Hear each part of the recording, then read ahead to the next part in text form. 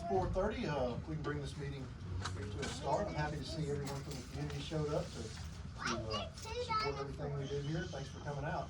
There's a lot of people in here, so when we get to public forum, we're going to set it on a timer so it's fair for everybody, and I'm not being rude looking at my watch or anything like that. So when you hear the timer go off, it'll be the next person's turn to talk. Please silence your cell phones. I'm sure we got a few in here that are gonna make a ding or two. Speaking of, yeah, let's get started. Mr. Tommy, will you use the invocation? Father, I'd like to thank you, Father, for the coaches off the throne, Lord. That you'd help us say the right thing and do the right thing. We plead in your name's sake. Foundation of everything we say and do, Lord. Forgive us for many sins. Bless each home represented here. Watch over us, God, and keep us from evil. We ask you these things in your Son, Jesus' precious holy name. Amen. Amen. Remain standing. We're going to join us for the Pledge of Allegiance, please. Allegiance to the flag of the United States of America and to the republic for which it stands, one nation, under God, indivisible, with liberty and justice for all.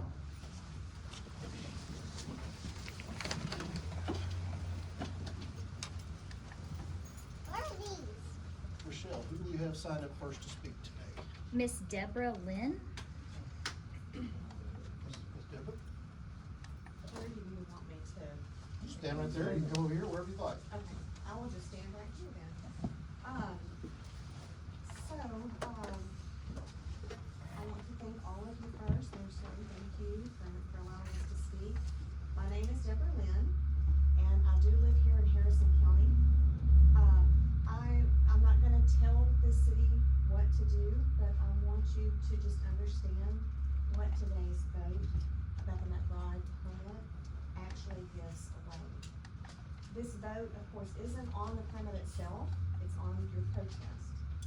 But I'd ask you to think about what that protest really is. It's a seat at the table. It's the city's right to be in the room, to ask questions, and to put its concerns on the record before anyone decides anything about a facility that sits next to your water. And that's what's on the table today.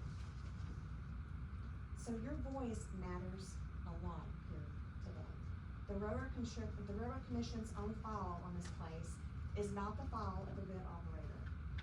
There's construction with no permit, pits built without approval, waste sitting in units that nobody reviewed, groundwater contamination the commission still says it can't fully account for. These are the commission's words, not mine. My point is just simple. This is exactly the kind of facility where being in the room matters most. And you don't give up your seat at a place like this. You hold on to it. The permit itself isn't the end of anything. In fact, it's the start of a long relationship. It's years of inspections, reports, requests to expand, questions about what's leaking, what's getting buried, what's being trucked in, and every one of those moments, somebody is at that table, and somebody isn't. So keep that protest, and keep Wascom, making sure that Wascom has a standing in that process. If you give it up, then the city is on the outside of it. You get no more formal say in the decisions that get made about the facility next to your water. So the city was invited to this table once through the public notice on the application. You took that seat. But if you give it up, that invitation doesn't come again until the permit renews. That's used to mean 5 years. A new state law passed last year, House Bill 4426, that raised the maximum term on commercial waste permit to 10 years. Now, the commission did recommend 5 years on this permit. Whatever the years are, that's the window that the city will lose its voice. So this vote isn't, do we trust them for, just a little while? It's this, are you willing to have no say at all, right next to your own water, for as long as possibly 10 years? And that's the trade. So keeping the Mayor, seat that's costs the Tom. city nothing. Cleaning it up could probably cost a fortune. Thank you. Thank you, Mr. Deborah. Who do we have next? Next is Mr. John. Mr. John? Yes. Well, thank you so much for allowing me to speak here tonight. My name's John Rosenthal. I'm a Texas State Representative from Houston. I'm the Democratic nominee for Railroad Commission. I came here to listen more than to speak. But what I'm gonna tell you is after 25 years in the law field and then running for office, I've been in the Texas House of Representatives for 8 years. When you get a turnout like this, these are your constituents coming to voice their concerns to you. And the best that we can do as elected officials is listen to the people we represent. One of the blessings of being in a town this small is your government is so close to you. I imagine most of your constituents have your cell phone numbers, and they're in this room today. So thank you very much for hearing these folks out and for giving me a moment to speak. Thank you, John. You go next. Mr. Carlos. Well, for those of you that don't know me, my name is Carlos Gonzalez. I'm a resident of Wascom, Texas, and a few of you guys know me. Well, the only thing that I have to say is that you really need to consider not withdrawing that letter of protest, because it speaks for all of us.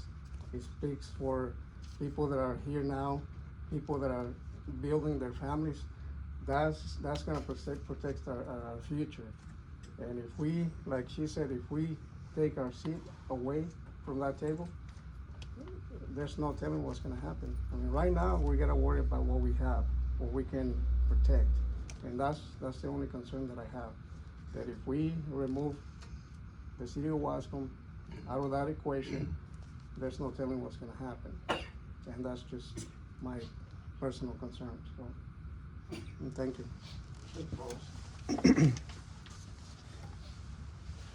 Next. Mr. Jerry Cargill. Mr. Jerry, thank you. I brought a few little things to help me speak. Thank you, Keith, for calling this meeting. Absolutely, it's a smart thing to do. You're right, it's a small community, very important community. And the economic development of all of Texas, actually, you're right now resting the shoulders with water. Not water. Well, yes, y'all have it's concrete. But loss of water is a lot more fundamentally dangerous than loss of local gas. Because that's what powers economic development. Without economic development, there's no growth. Now, these two vocal cords have been operating on once, and so that's why I can't talk much. I used to sing, believe it or not, but I can't. So what I'd like to do, this morning at 8:30, so when it be time for, I took a few pictures. It's my person. These pictures are 8 hours old for what's going on here right now. So let me just set a few of them out where you can see them. We'll put them where everybody can see them. There's 4 pictures here. We'll give you a chance to look at it.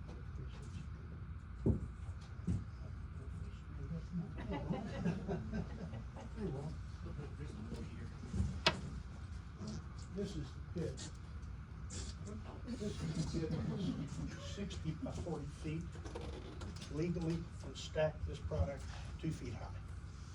They're qualified, licensed to stack it 2 feet high.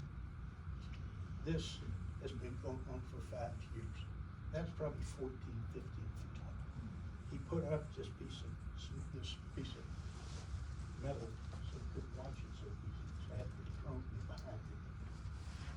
That is a violation every single day. That's not legal. Railroad Commission says you can't do that, but he's doing it. This is some wonderful concrete work. It's got more patches. This concrete replacement work. One reason it does, this facility was built in the wrong place. This facility is built on top of wetlands itself. It shouldn't even be here. It's just another shot that you can see of Philip. And here's a shot you can pretty much see all this waste, all this filth. That's contaminated water. Now, I'd like to tell you all the facts I know, but I've been fighting the situation, not for just me, but because I'm 8/10 of a mile from you. Wascom is just a little bit further. You have 2 of your wells on my property, you have 2 of your wells on my property. So we are in line with your water system. and Mr. McBride. I've got an expert witness who's been working for me for 5 years. He's got that many degrees. He knows this stuff inside out and backwards. I'd like, if you'll allow me, to give him the best of my time. I'm happy to answer any question, but he's got to answer any question that might come up. His name is Craig Kissock. He wrote the laws for the state of Louisiana and for the state of Texas. And if you're gonna make a decision that is important, the most important thing to have is all the right information. So, I'm sorry, is he signed up to speak? Yes. Okay, perfect, we'll just let him have his 3 minutes as well. I think Thank you you, signed Mr. it, Cardell. right? And please come up later, look, please, if you're. Craig Kissock, I think, Is it okay? No, Mr. Terry. Okay, you Terry? Terry?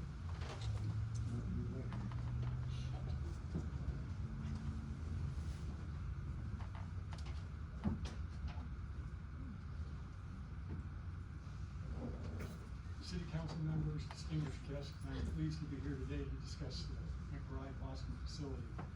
My name is Craig Kissock. I'm a technical expert. Hold on one second, wait.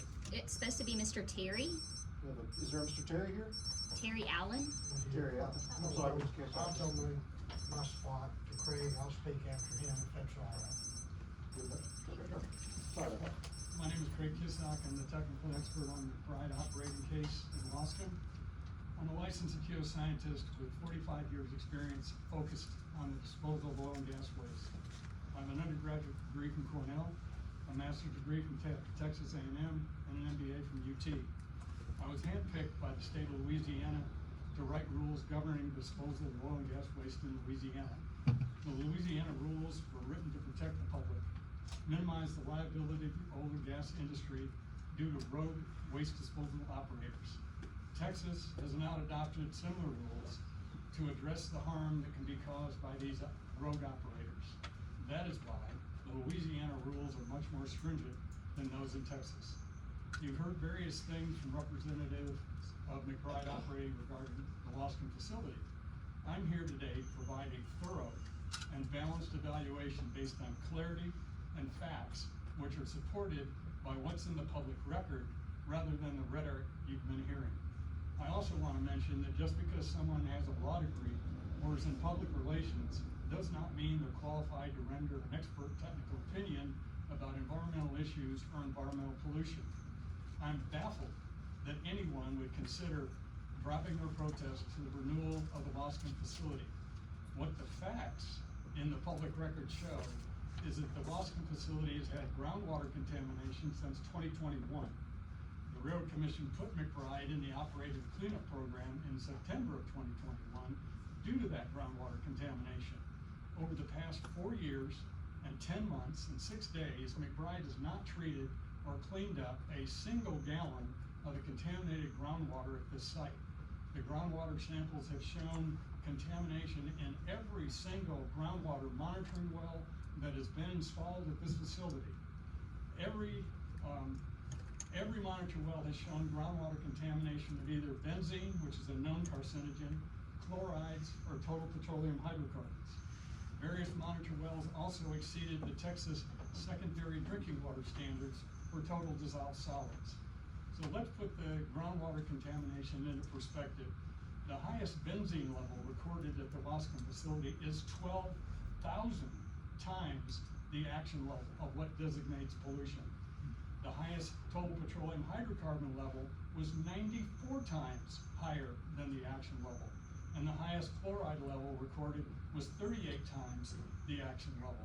The highest total dissolved solids recorded was 25 times the Texas secondary drinking water standard and 50 times higher than the federal drinking water standard.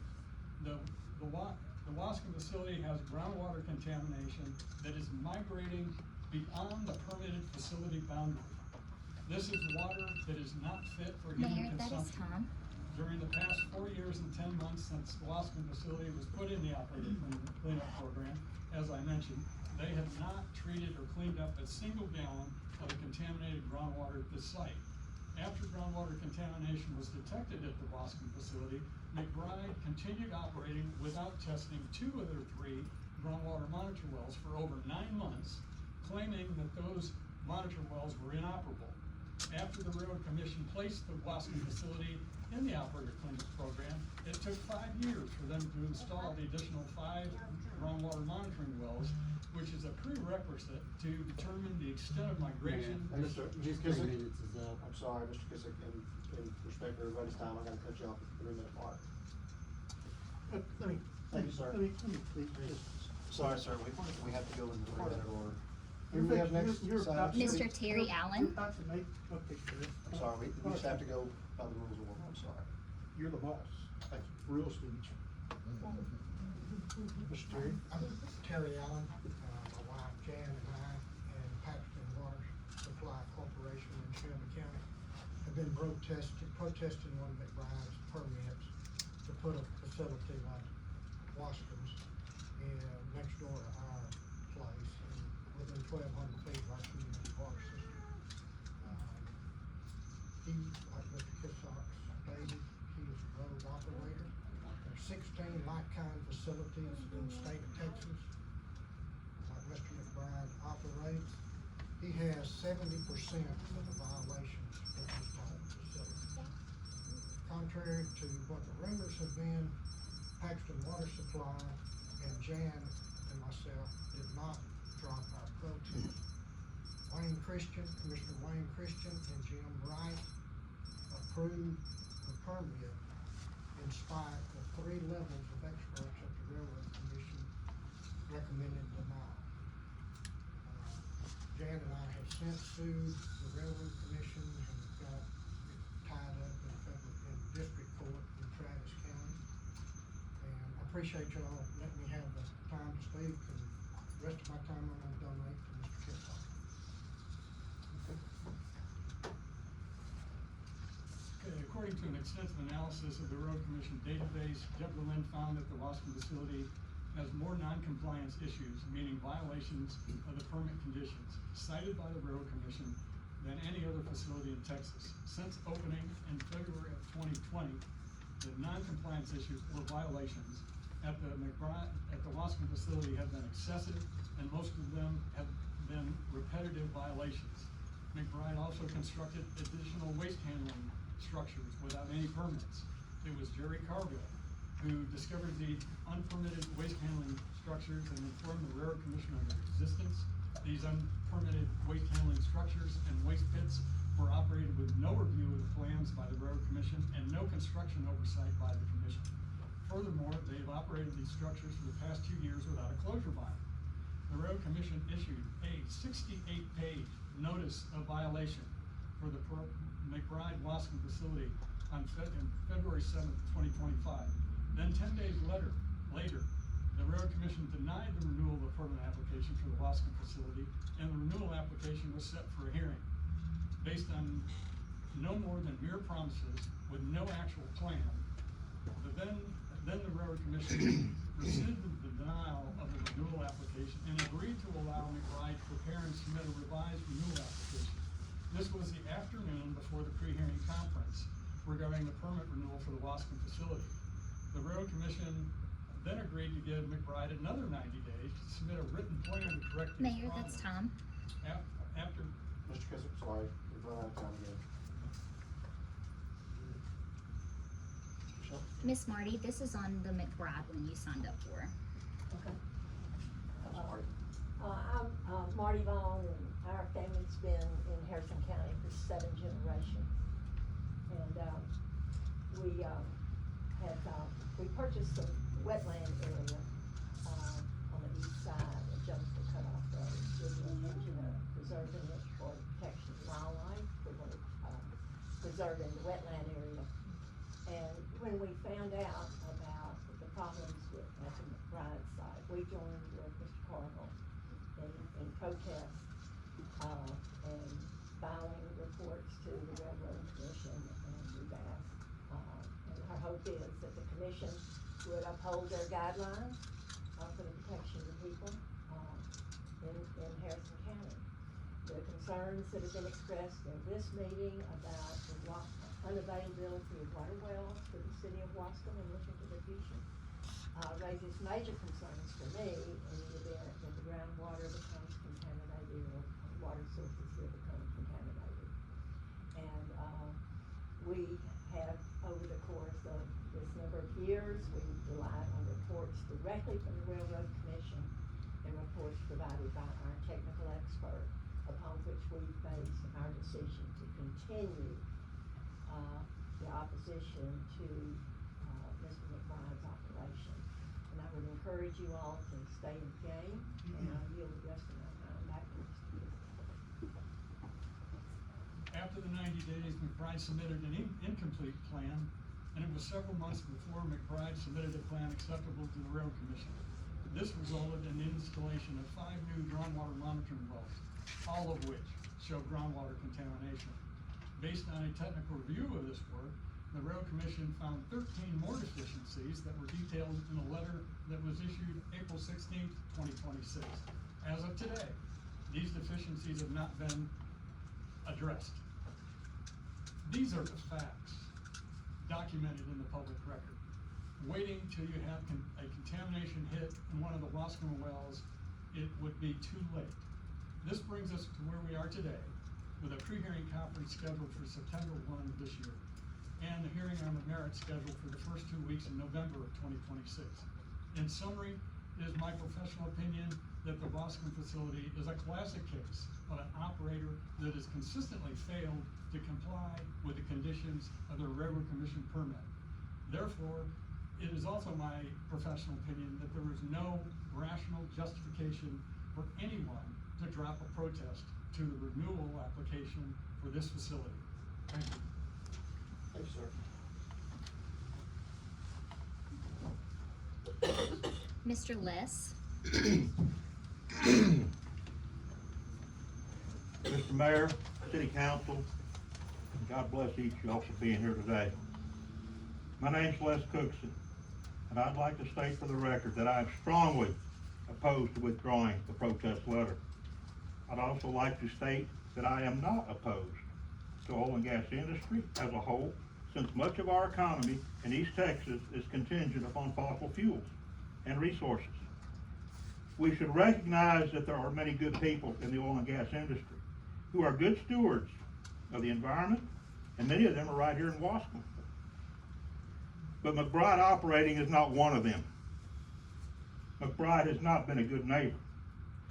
McBride's Wascom facility has over 60 violations on record documented by the Texas Railroad Commission. And this abysmal record reveals complete indifference regarding our surface and our groundwater, which impacts all of us. This alone should serve as proof that Joe McBride has put monetary gains far above the well-being of every person in Wascom, Texas, and the surrounding area as well.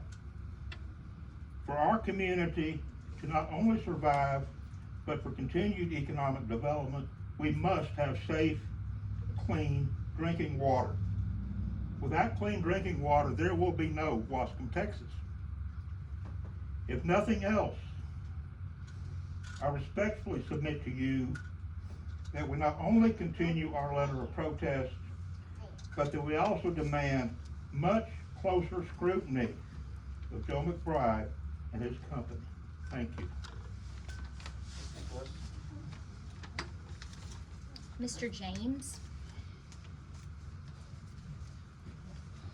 Good afternoon. I'm not here to yay or nay on y'all's vote for the McBride Operating. Y'all have y'all's right to do so as citizens of Wascom. Some of y'all know me, some of you don't. My name's James Steepenroth. I am the Safety Compliance Officer for McBride Operating. I have been there since November. Since November, we have made drastic changes to this facility. As of the end of July, or excuse me, the end of May, beginning of July, there was zero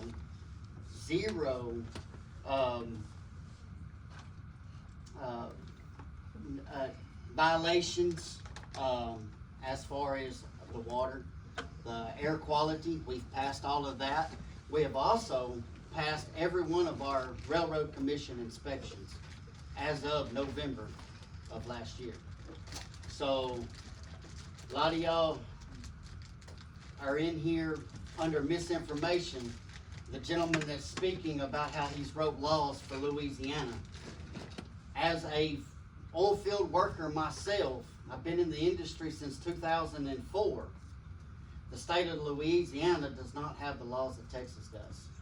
And their operations over there are a lot nastier than ours.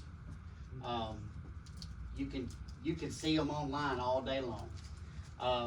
This room, a lot of this community has been led by misinformation of what they've read on the internet or what this professional person has stated. Coming from all of that, I've done my best since November to make as many changes to the facility as that we can. And we are working day in and day out of making the facility much better than what it has been in the prior years. Yes, we're like any other company. We fumbled the ball a few times, but we've gotten right back up and we're making it right with the community. The drinking water questions, there's all of our wells that we have, all of our test wells come back clean and clear.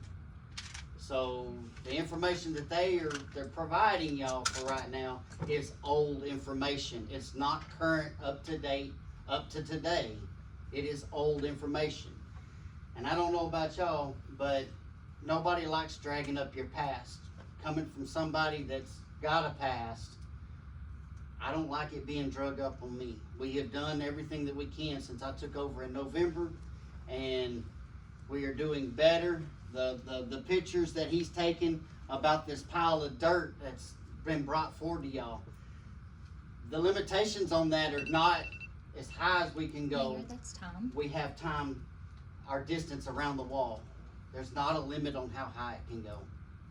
And the concrete repairs, those are made in compliance with the Railroad Commission of Texas. We repair that because it's like anything else that you use day in and day out. It wears out, so you have to replace it. I will stand around a few minutes after this meeting is over with. I will give you my personal phone number. If anybody in here has any questions about McBride operating in the Wascom facility, I'd gladly like to have a conversation with you. Thank you, James. Thank you. Appreciate it. I'd like to see you drink some water out of those monitoring wells. We can do it. And give it to your kids. Who do we have next to speak? Miss Marty about the library.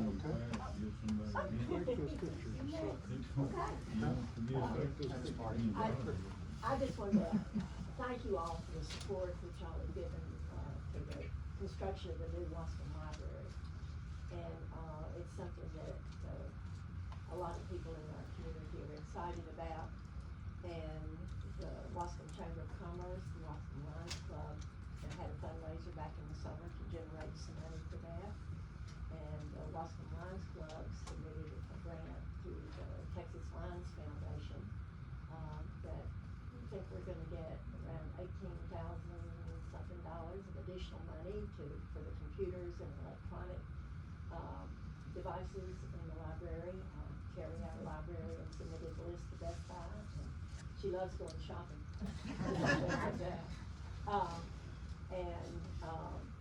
We're grateful for the support that this community has given. And, those of us who care about the library are committed to trying to work towards coming up with the additional funds, whatever might be needed.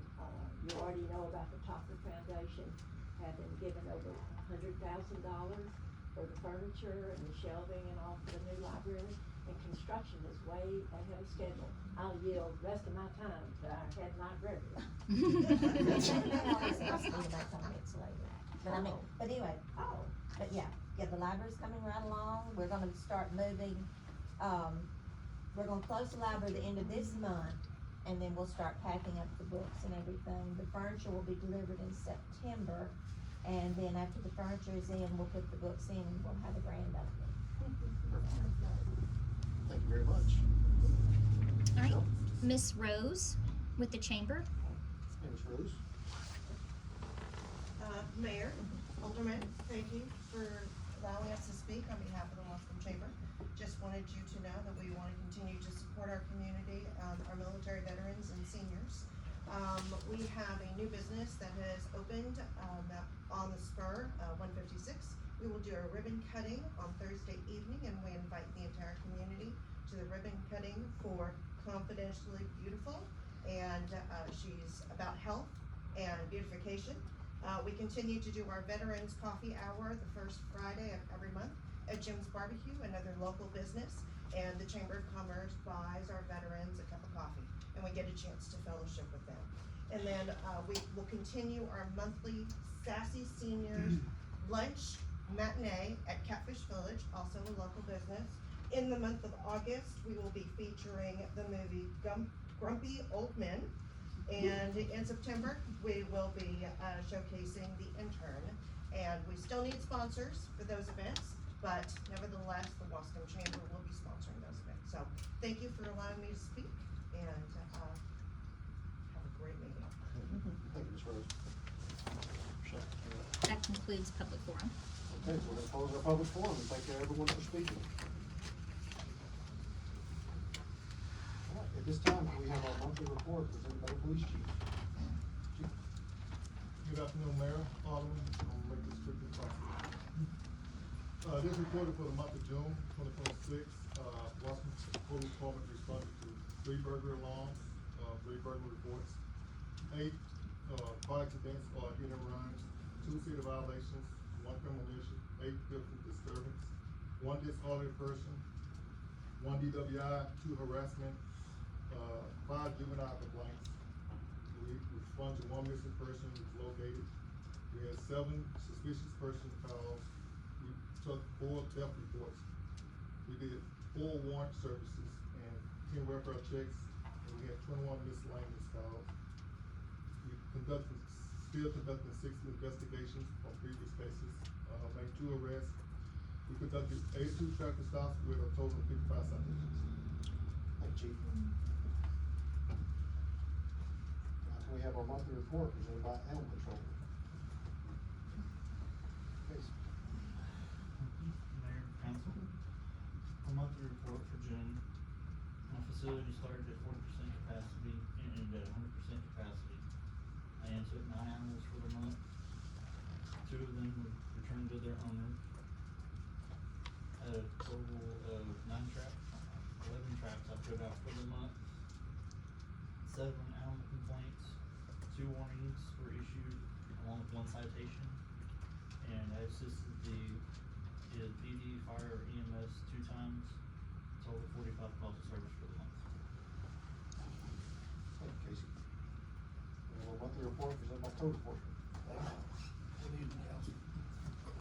For the month of June, I tagged 11 houses, 2 vehicle violations, both corrected.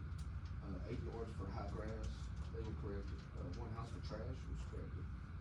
Sent 1 certified letter, it's being cleaned up now, and signed 1 business permit and 2 construction permits. Very good. Thank you, Dan. We have our monthly report presented by Water and Sewer Supervisor. Jacob. Good evening, Council, Mayor. On our work order report for the month of June, we had 1 water leak reported. We repaired 5 leaks. We had 11 turn-offs for non-payment, had 26 rereads requested, 5 final readings for account closures, 1 miscellaneous request, 4 new services, and 3 sewer issues that were reported, and those sewer issues were resolved. As far as our production report goes, the city pumped 10,452,000 gallons. We sold 6,382,300 gallons. We accounted for 2,321,000 gallons to leaks, 266,000 gallons to flushing, 194,400 gallons to the wastewater plant usage. Total accounted for gallons, 9,163,700, 163,700, with a 12% loss.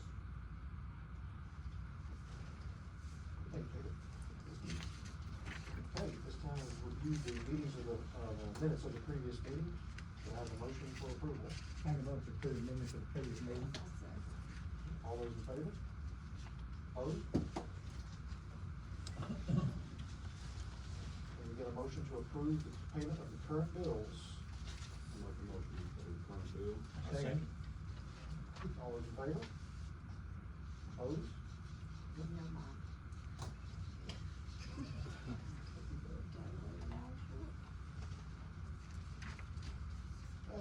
Consider and take action on approval of the investment report, quarter ending 6/30/26.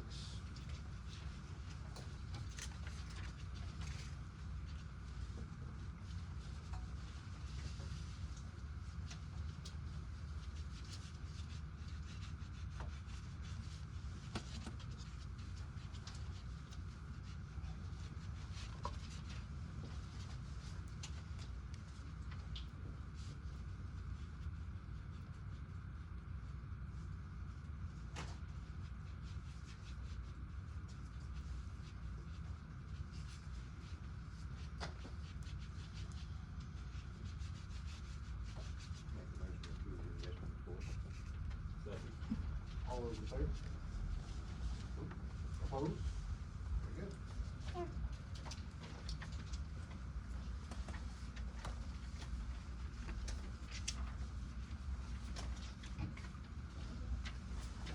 Consider and take action on withdrawing the City of Washington's letter to the Texas Railroad Commission against McBride Operating LLC regarding the renewal of their application. I've asked our attorney who's represented us in Austin, to come speak and tell us what the status of the hearing is. Sure, thanks, Mr. Mayor. A brief overview, council, about what happened about a year ago in Austin. I traveled there on your behalf as well as Wasco Rural Water, as the attorney for the two protests. Mr. Cargill made his attorneys and his expert, Mr. Kissock, available to me. They were very helpful. I'd also talked to the McBride attorney, because I'd never done this before, and he was also very helpful, and some of the staff at the Railroad Commission. The following morning, we showed for the pre-hearing, and at that point in time, the Railroad Commission was actively protesting McBride's permit. And they took a break. To the best of my recollection, they came out and said, the Railroad Commission is out. They have now cut a deal with Mr. McBride based upon some plans, drawings that were shown the day before. Everybody had traveled to Austin. It was quite costly for, I know, some protesters, some other entities that were there. I was there pro bono on your behalf at that particular time. The hearing officer, which is kind of like a courtroom, but not really, talked about going into this pre-hearing issue of standing. And I told the hearing officer we were certainly prepared. So did I think everybody else, and she decided not to hear it. And then she kicked it back down for at least 90 days. And that's the last I heard of it. So now it's cropped back up. There's a hearing, a pre-hearing set in September. And then a full 2-week trial set in October. So I figured, I did a little bit of work and figured out what was going on, why is it coming back up. But this particular time, which I think is very important for the council to consider, the Railroad Commission is not a party. So I did do some checking to figure out, because my office, and this is kind of odd for me to say this, but I'm not qualified to handle this hearing. Number one, the pre-hearing is when the commission will decide if the city has standing. So to be clear, to the extent anybody thinks we have a quote seat at the table right now because of a letter that was wrote protesting, that is not the way I understand the rules, okay? We are too far geographically from their facility. Now, they do have one rule there, then they also have another rule based upon something of the nature of the best interest, which we could possibly get a seat at the table because of our water wells on the west side of the county. So that's step number one. You gotta have that in September. We could lose there, might win, don't know. Did the 2-week trial in November. This kind of reminds me of when the city was sued by the Right to Life people, I believe, over the Sanctuary City thing, and I watched the news that night, and Mr. Mayor said, save your nickels and dimes. So, I can tell you my best estimate, like, the city will need a lawyer, probably 2, that are specialized in Railroad Commission hearings. They'll also need an expert, such as Mr. Kissock, to assist them, okay? I can get better numbers if the city wants those, but I'll tell you, it's probably close to 6 figures, okay? To my knowledge, your insurance with Texas Municipal League or whoever carries it, it's not gonna cover a penny of that. It's gonna come out of your taxpayer dollars. Second to that, I did some further checking. called Mr. Neal, he is Mr. Cargill's lawyer. All he does for the past 45 years is practice before the Railroad Commission. A lot of times on behalf of companies needing permits. It's a small community of lawyers, you can probably fit them all inside this room. They all know the Railroad Commission employees, so when oil companies call, or any other entity related to it, they hire one of those guys. And if the city wants a real chance, they're gonna have to hire one of those guys. And I asked him a couple questions to get me up to speed. He said, yes, it's coming back up for permit evaluation. I said, is the Railroad Commission a party? He said, no. And I said, Mr. Neal, can you tell me any instance since you've been practicing where a private citizen, such as a protester, because there's other private citizens that have filed protests in this, they probably won't qualify. Some of them live in Marshall. I doubt that they will. Or an entity like a city has won, been successful, without the Railroad Commission also saying that's a bad operator. He told me 0. Okay? Factor that into your chances of winning and spending the money for the lawyer, the legal fees. Okay?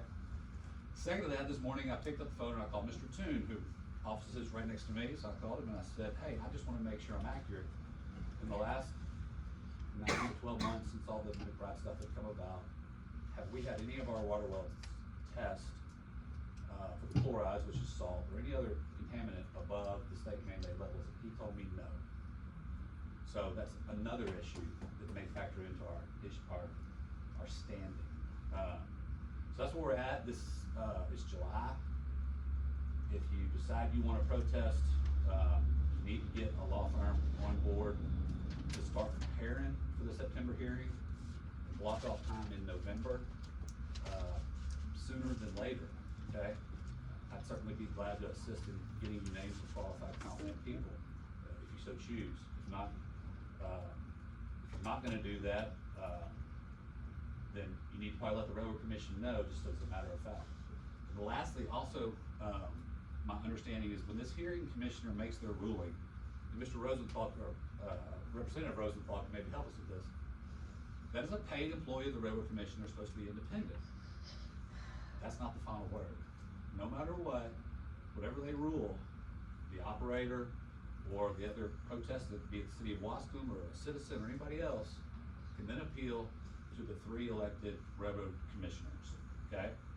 So, and they're elected, that means politics is involved. Studies and pictures, none of that come into play when they make their decisions. That's my personal opinion. So those are the facts, the best I know. If y'all have any questions, I'll be glad to answer. Thank you, Josh. Yeah, Josh. Okay, Josh, so what you're saying is that the Railroad Commission is not protesting McBride, is that clear? That's clear. So the day before, I traveled to Austin, and the day before, I get a phone call from John Hicks, who is essentially does the same thing that George Neal does, the lawyer from Mr. Cargill. He's representing McBride. And he says, I just want to let you know, we have, the Railroad Commission is going to be withdrawing. And I laughed and I said, so you know everything. I said, I wish you would have told me that 3 hours ago and I could still be in Wascom. And so he clearly had been working on that for at least a week or so. And I said, well, I appreciate that. So then the next morning we show up, the Railroad Commission lawyer that is, I think is an assistant attorney general assigned to the Railroad Commission to do their legal work, stands up and says, Judge, we no longer are protesting the McBride application. And I think they even got it and left because they weren't protesting. And then the judge kind of figured out how the case was going to move forward. She ultimately told everybody to go home. She was going to give it back to a different division of the Railroad Commission to look at, analyze what Mr. McBride had done to satisfy them where they would withdraw their protest. So, we don't have any backing from the Railroad Commission if we chose to go ahead with this project. That's correct. I think that's a fair statement. You are going it alone, and to the best of my knowledge, which I got from Mr. Neal, I think he would know. I mean, he's an industry professional. That's all he does. He doesn't do family law. He doesn't go to any county courtroom. He goes before the Railroad Commission, and that's it. No entity or private individual has ever successfully stopped a permit from being granted without the Railroad Commission on their side. Do you know for a fact improvements that McBride has made since all this came up? Because I think this is where we have a lot of concern. Sure, I know they had a big set of plans on that day roughly a year ago. What they've done from that day to today, I do not know. I was told that there has been, no citations since that day in Austin. But I was also told, again, these are things outside the city of Wascom's control, there has been no inspection by the Railroad Commission. So, that's, I think the point of that is, it may look bad or whatnot, but the city itself of Wascom cannot be the police force for the Railroad Commission, if that makes sense. I mean, if the city were to go there and go, we're gonna inspect it, Mr. McBride, he would probably tell you you're trespassing. And that's because it's in the county, not in the city limits. We don't even have, we don't have anything within. Not within the proximity where we need to be, no land ownership. Right. But Madam Hall, I just don't know where they are, if they're finished in their efforts to keep the Railroad Commission happy. I know I did see some drawings way back when, more containment pits and what have you, and more concrete, but I don't know personally. Thank you, Josh. Can I ask a question? Just a real quick question, I'm complete ignorance. Does the Railroad Commission not have any requirements to share information about deals that are made that can affect? It's all public information. So after, the way I understood it, I was not there. Right, but you were close. Right. You were trying to get there, Yeah, sorry. And I'm on the city's team, let me be clear. No, I got you. And in I abundance, understand. just so everybody knows, I have, in my personal business as a personal injury lawyer, two-door town, I have sued McBride operating for individuals that were injured, lots of individuals, okay? So, just to be clear. Joey McBride didn't hire me today, he didn't pay me to come down here and say anything I'm nice. just asking, doesn't the Railroad Commission have Yes. some degree of culpability here to explain to the city why they made the change they made? But you have to ask. I would say yes. You have to ask. But if, whether or not you're You gonna have to ask them? get that answer out of them, I don't know. I mean, they're a governmental entity, you can file open records requests, those kind of things. But to the extent that they worked with McBride the day before the hearing, probably for like a week leading up to the hearing, and ultimately they were satisfied with McBride, then they did turn over that stuff. But in terms of those conversations, they were made in some room I wasn't in, so I can't tell you what occurred. Mr. McManus, I have a question. So, first of all, you're talking about culpability, right? So, this protest is that culpability, correct, for the Railroad Commission? Saying that we protested is a citizen's way of that culpability, correct? I have another question on top of that. You want me to answer that, or? I'm you gonna, wait? both Okay, of them, all if right. that's okay. So should something occur, does this protest give legal precedent for the city of Austin, Texas, to later on, should we need to, not saying it's a necessity, not saying it's gonna happen, need to sue McBride for something like water contamination, groundwater contamination, contact stormwater contamination, all of those things? Would something like this protest allow that? I think legally this protest, whether you do it or not, has no bearing on that, separate and apart. If you can prove causation, which is very, very difficult, so if, let's say, the water wells on the west side of town that the city owns, they start showing chlorides in them, that water's gotta be analyzed against a sample from McBride to prove chemically it's the same stuff, because this water's moving 300 or 400 feet under the ground, okay? Assuming you can prove that, the city can say, golly, now we gotta buy water from Shreveport or wherever. The city has a great lawsuit. And you don't have to, the Railroad Commission has no role in that, okay? That's the city, claiming their own damages, and that would be filed right here in Harrison County, okay? That answers your question. You don't have to have any kind of blessing from the Railroad Commission to file a lawsuit against an operator if they cause damage to your property. Not a